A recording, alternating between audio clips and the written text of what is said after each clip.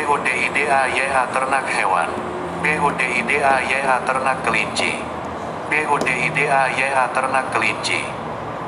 Berikut ini adalah serba-serbi budidaya ternak kelinci dimulai dengan sejarah singkat ternak kelinci, sentra budidaya ternak kelinci, jenis-jenis ternak kelinci, manfaat ternak kelinci, persyaratan lokasi budidaya ternak kelinci, pedoman teknis budidaya ternak kelinci, hama dan penyakit ternak kelinci, dan lain-lain. 1. Sejarah singkat. Ternak ini semula hewan liar yang sulit dijinakkan. Kelinci dijinakkan sejak 2000 tahun silam dengan tujuan keindahan, bahan pangan dan sebagai hewan percobaan. Hampir setiap negara di dunia memiliki ternak kelinci karena kelinci mempunyai daya adaptasi tubuh yang relatif tinggi sehingga mampu hidup di hampir seluruh dunia. Kelinci dikembangkan di daerah dengan populasi penduduk relatif tinggi. Adanya penyebaran kelinci juga menimbulkan sebutan yang berbeda. Di Eropa disebut rabit, Indonesia disebut kelinci, Jawa disebut rewelu dan sebagainya. 2. Sentra peternakan. Di Indonesia masih terbatas daerah tertentu dan belum menjadi sentra produksi, dengan kata lain pemeliharaan masih tradisional. 3. Jenis. Menurut sistem binomial, bangsa kelinci diklasifikasikan sebagai berikut. Ordo, Lagomorpha. Famili, Leporidae. Subfamili, Leporin. Genus, Lepus, Oryctolagus.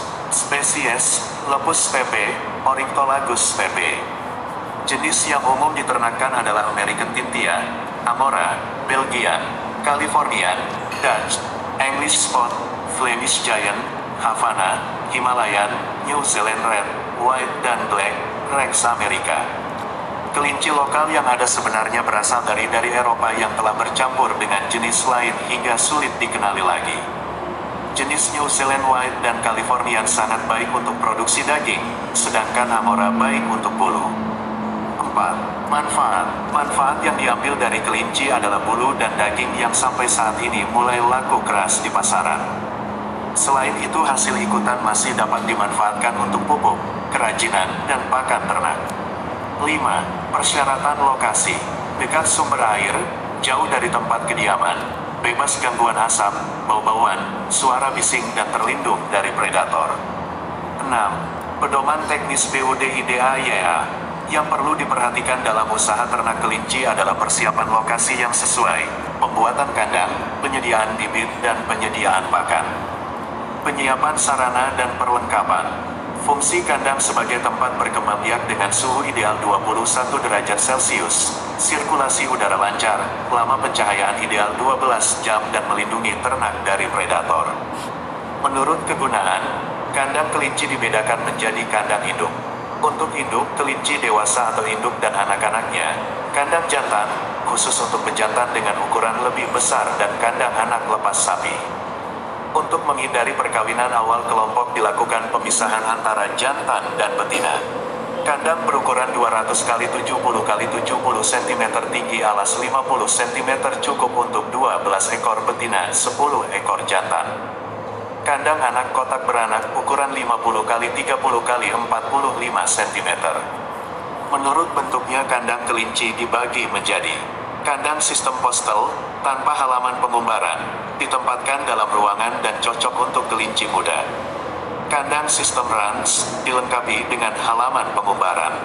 Kandang battery, mirip sangkar berderet di mana satu sangkar untuk satu ekor dengan konstruksi flat D battery, berjajar tier battery, bertingkat pyramidal battery, susun piramid.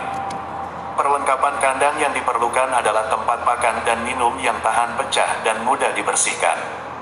Pembibitan. Untuk syarat ternak tergantung dari tujuan utama pemeliharaan kelinci tersebut. Untuk tujuan jenis bulu maka jenis Amora, American Tintia dan Rex merupakan ternak yang cocok.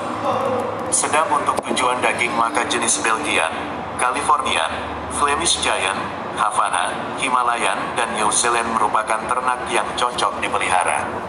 Pemilihan bibit dan calon induk. Bila peternakan bertujuan untuk daging, dipilih jenis kelinci yang berbobot badan dan tinggi dengan perdagingan yang baik, sedangkan untuk tujuan bulu jelas memilih bibit-bibit yang punya potensi genetik pertumbuhan bulu yang baik. Secara spesifik untuk keduanya harus punya sifat fertilitas tinggi, tidak mudah nervous, tidak cacat, mata bersih dan terawat, bulu tidak kusam, lincah, aktif bergerak. Perawatan bibit dan calon induk.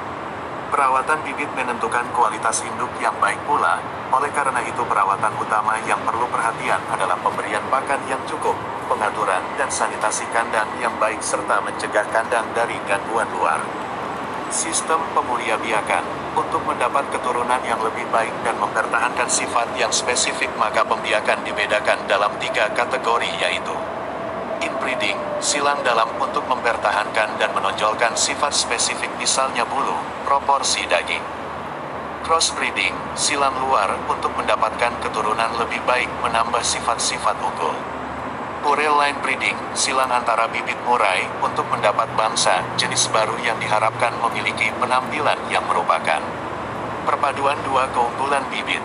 Reproduksi dan perkawinan. Kelinci betina segera dikawinkan ketika mencapai dewasa pada umur 5 bulan, betina dan jantan. Bila terlalu muda kesehatan terganggu dan mortalitas anak tinggi. Bila pejantan pertama kali mengawini, sebaiknya kawinkan dengan betina yang sudah pernah beranak. Waktu kawin pagi, sore hari di kandang pejantan dan biarkan hingga terjadi 2 kali perkawinan. Setelah itu pejantan dipisahkan. Proses kelahiran. Setelah perkawinan kelinci akan mengalami kebuntingan selama 30-32 hari. Kebuntingan pada kelinci dapat dideteksi dengan meraba perut kelinci betina 12-14 hari setelah perkawinan. Bila terasa ada bola-bola kecil berarti terjadi kebuntingan. 5 hari menjelang kelahiran induk dipindah ke kandang beranak untuk memberi kesempatan menyiapkan penghangat dengan cara merontokkan bulunya. Kelahiran kelinci yang sering terjadi malam hari dengan kondisi anak lemah, mata tertutup dan tidak berbulu. Jumlah anak yang dilahirkan bervariasi sekitar 6-10 ekor. Pemeliharaan, sanitasi dan tindakan preventif. Tempat pemeliharaan diusahakan selalu kering agar tidak jadi sarang penyakit. Tempat yang lembab dan basah menyebabkan kelinci mudah pilek dan terserang penyakit kulit. Pengontrolan penyakit. Kelinci yang terserang penyakit umumnya punya gejala lesu, nafsu makan turun, suhu badan naik, dan mata sayu. Bila kelinci menunjukkan hal ini segera dikarantinakan dan benda pencemar juga segera disingkirkan untuk mencegah wabah penyakit.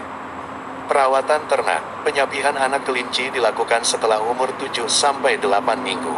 Anak sapihan ditempatkan kandang tersendiri dengan isi 2-3 ekor kandang dan disediakan pakan yang cukup dan berkualitas. Pemisahan berdasar kelamin perlu untuk mencegah dewasa yang terlalu dini. Pengebirian dapat dilakukan saat menjelang dewasa. Umumnya dilakukan pada kelinci jantan dengan membuang testisnya. Pemberian pakan. Jenis pakan yang diberikan meliputi hijauan meliputi rumput lapangan, rumput gajah, sayuran meliputi kol, sawi, kangkung, daun kacang, daun turi dan daun kacang panjang. Biji-bijian pakan penguat meliputi jagung, kacang hijau, padi, kacang tanah, sorghum, dedak dan bungkil-bungkilan. Untuk memenuhi pakan ini perlu pakan tambahan berupa konsentrat yang dapat dibeli di toko pakan ternak. Pakan dan minum diberikan di pagi hari sekitar pukul 10. Kelinci diberi pakan dedak yang dicampur sedikit air. Pukul 13 diberi rumput sedikit secukupnya dan pukul 18 rumput diberikan dalam jumlah yang lebih banyak. Pemberian air minum perlu disediakan di kandang untuk mencukupi kebutuhan cairan tubuhnya. Pemeliharaan kandang, lantai alas kandang, tempat makan dan minum, sisa pakan dan kotoran kelinci setiap hari harus dibersihkan untuk menghindari timbulnya penyakit. Sinar matahari pagi harus masuk ke kandang untuk membunuh bibit penyakit. Dinding kandang dicat dengan kapur ter. Kandang bekas kelinci sakit dibersihkan dengan kreolin Lysol. 7. Hama dan penyakit. Bisul, penyebab terjadinya pengumpulan darah kotor di bawah kulit. Pengendalian, pembedahan dan pengeluaran darah kotor selanjutnya diberi jodium. Kudis, penyebab Darkoptes scabiei. Gejala, ditandai dengan koreng di tubuh. Pengendalian, dengan antibiotik salep. Eksim, penyebab kotoran yang menempel di kulit. Pengendalian, menggunakan salep bedak salisil. Penyakit telinga, penyebab kutu. Pengendalian, meneteskan minyak nabati. Penyakit kulit kepala, penyebab jamur. Gejala, timbul semacam sisik pada kepala. Pengendalian, dengan bubuk belerang. Penyakit mata, penyebab bakteri dan debu. Gejala, mata basah dan berair terus. Pengendalian, dengan salep mata. Mastitis, penyebab, susu yang keluar sedikit tak dapat keluar. Gejala, putih mengeras dan panas bila dipegang. Pengendalian, dengan tidak menyapi anak terlalu mendadak. Pilek, penyebab, virus. Gejala, hidung berair terus. Pengendalian, penyemprotan antiseptik pada hidung. Radang paru-paru, penyebab, bakteri Pasteurella multocida. Gejala, napas sesak, mata dan telinga kebiruan. Pengendalian, diberi minum sulkinox. Berak darah, penyebab, protozoa erythema. Gejala, nafsu makan hilang, tubuh kurus, perut membesar dan mencret darah. Pengendalian, diberi minum sulfaguin salin dosis 12 ml dalam 1 liter air. Hama pada kelinci umumnya merupakan predator dari kelinci seperti anjing. Pada umumnya pencegahan dan pengendalian hama dan penyakit dilakukan dengan menjaga kebersihan lingkungan kandang, pemberian pakan yang sesuai dan memenuhi gizi dan penyingkiran sesegera mungkin ternak yang sakit. 8. Panen. Hasil utama. Hasil utama kelinci adalah daging dan bulu. Hasil tambahan. Hasil tambahan berupa kotoran untuk pupuk. Penangkapan. Kemudian yang perlu diperhatikan cara memegang kelinci hendaknya yang benar agar kelinci tidak kesakitan. 9. Pasca panen. Stuffing. Kelinci dipuasakan 6-10 jam sebelum potong untuk mengosongkan usus. Pemberian minum tetap. Pemotongan. Pemotongan dapat dengan 3 cara. Pemukulan pendahuluan. Kelinci dipukul dengan benda tumpul pada kepala dan saat koma disembelih. Pematahan tulang leher, dipatahkan dengan tarikan pada tulang leher. Cara ini kurang baik. Pemotongan biasa, sama seperti memotong ternak lain. Pengulitan, dilaksanakan mulai dari kaki belakang ke arah kepala dengan posisi kelinci digantung. Pengeluaran jeroan, kulit perut disayat dari pusar ke ekor kemudian jeroan seperti usus, jantung, dan paru-paru dikeluarkan. Yang perlu diperhatikan kandung kemih jangan sampai pecah karena dapat mempengaruhi kualitas karkas. Pemotongan karkas. Kelinci dipotong jadi 8 bagian. 2 potong kaki depan, 2 potong kaki belakang, 2 potong bagian dada dan 2 potong bagian belakang. Presentase karkas yang baik 49-52%. 10. Analisis ekonomi BUDIDAYA. Analisa usaha budidaya.